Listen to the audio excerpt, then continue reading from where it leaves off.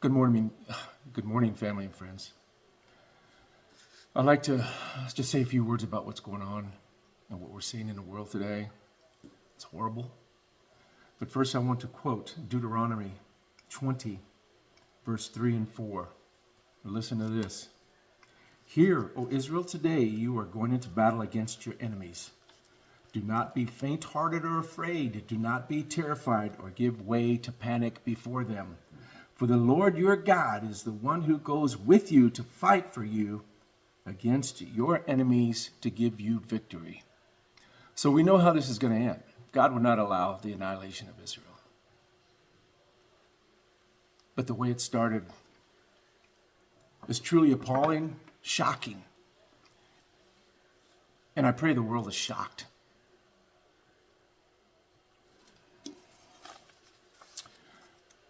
They started out last Saturday, crossing the border and going after a bunch of young people in a concert.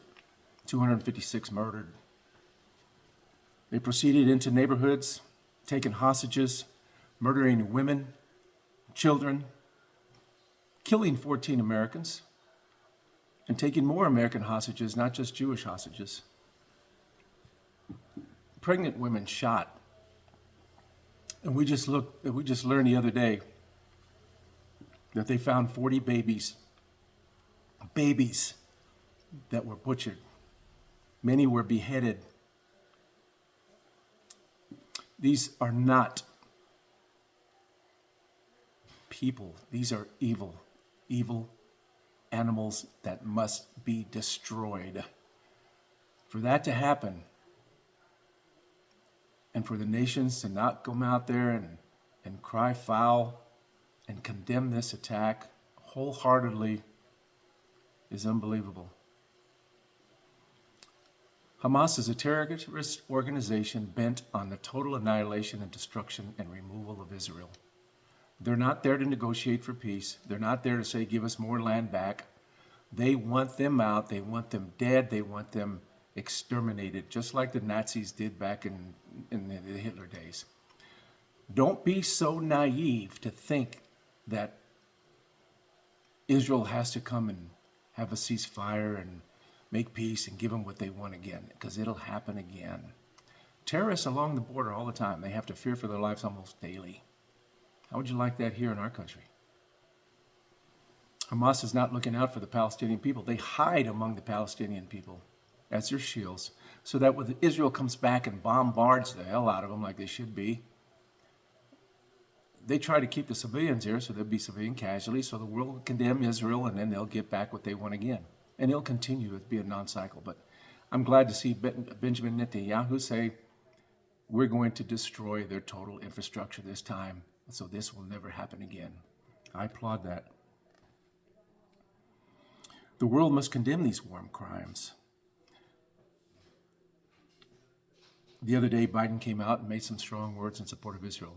Good for him. I'm surprised. That's probably the strongest I've heard him say anything in the last couple of years when he's been allowed to say anything by his handlers. But he still didn't tie this back to Iran, who is funding Hamas, who is funding Hezbollah, who is funding those terrorists who are bent on destroying Israel.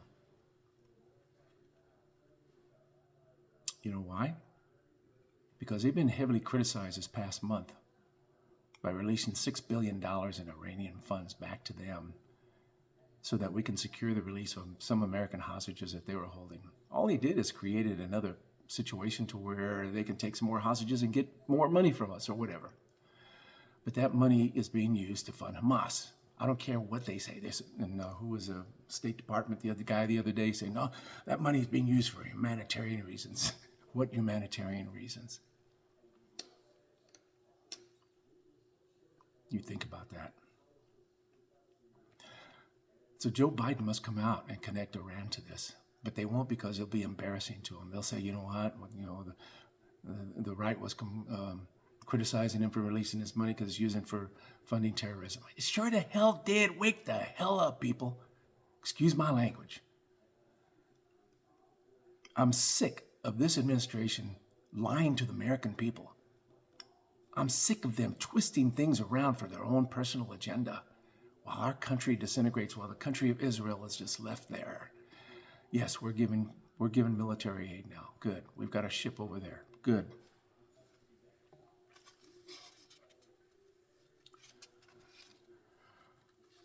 But know this, Israel will be victorious, for they have God who is watching over them. He'll never allow their annihilation. The Bible says an enemy of Israel is an enemy of God. Remember that. The borders are overrun. The security of Israel wasn't secure. What about the security of the United States? Are we secure? And all of you who support Joe Biden and hate Donald Trump so much, you ask yourself honestly, has our border been secure? And if you say, yes, it has, unfriend me, please. I got nothing to do with you. Wake the hell up. This isn't about Trump or Biden. This is about the security of our nation. This is about our children. This is about our grandchildren and the country they will live in. Millions have crossed illegally into our country.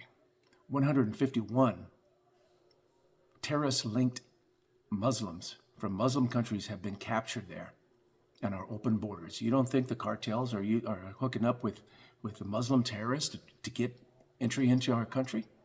Of course they are. We caught 151. What about the ones that we didn't catch? What are they planning here? You don't think what happened in Israel can come to our front door? You talk about school shootings. You know, it's terrible what happens there. You talk about a terrorist attack. Thousands slaughtered, maybe coming to our doors.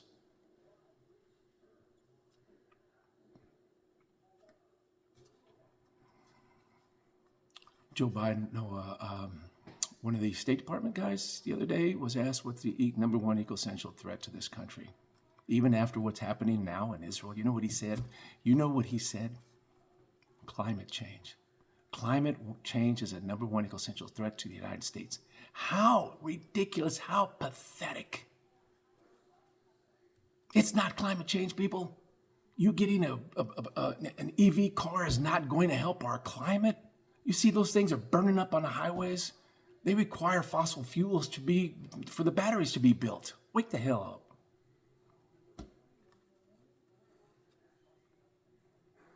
Our open borders are number one essential threat right now, based on what happened in Israel. Yet this administration has allowed millions to come on and continue to lie to the American people saying our borders are secure. Do you believe that? If you are a Democrat or a socialist or whatever, do you really believe that our borders are secure? You can't be that stupid.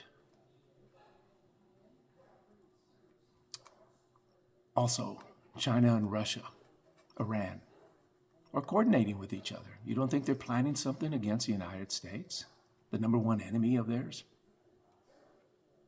The balloon that went across our country, freely taking pictures from China. We have become a weak nation. We are very vulnerable. Our military has become woke. I hate it.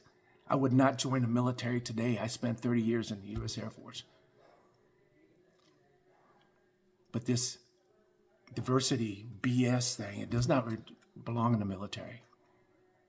Good order, morale, and discipline.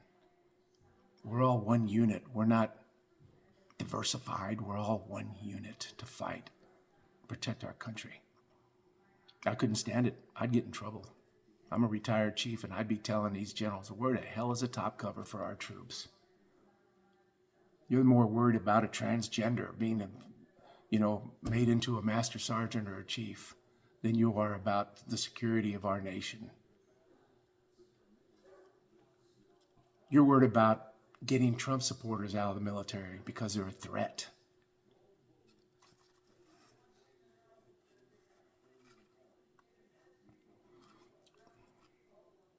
Our economy is being stifled. We were the number one energy provider 2 years ago, before this administration took office. They've shut off the drilling. We've been dependent on other countries that hate us for oil. Because why? Climate change? Our freedom of speech is being stifled. Look who's being pulled into court for saying stuff like, hey man, you're a guy, you're not a girl. There's only two genders, people, two, male and female. Yet there's a battle in this country today because they're saying there's other genders, there's not. You're making these kids nuts. You're destroying our society. God made man, God made woman. He joined them together, be one. Not two men, not two women, not 10 different genders.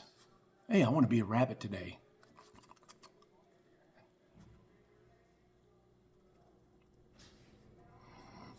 The Department of Justice has been weaponized against American citizens. I used to have a lot of respect for the FBI, but their leadership has become corrupt. They become biased. They become political. And they're coming after conservative voices. Look what they did to those people who showed up on January 6th. Even they were just there. Some of them, yes, caused mayhem and they should be in jail. But most of them were just there and they arrested them. They sent Gestapo squads after them. Guys dressed up in all this battle armor to arrest them for being there. How ridiculous is that?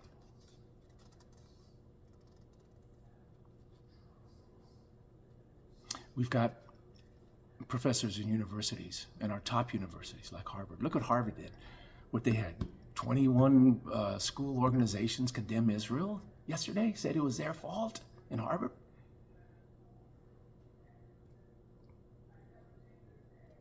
Oh my gosh, people. This is not the America I grew up in. And I am vocal. I'm going to fight until I die here. Somehow, by my vote, by my marching, by whatever, by funds, because I care about my children. I care about my grandchildren in the country they're going to live. I put my security of my country before any Dallas football game or Chiefs football game or anything that's going circular close to me. Look over the horizon and do what needs to be done to fight against this. Stand up, people. Stand up to protect the Constitution and the country this was built. One nation under God.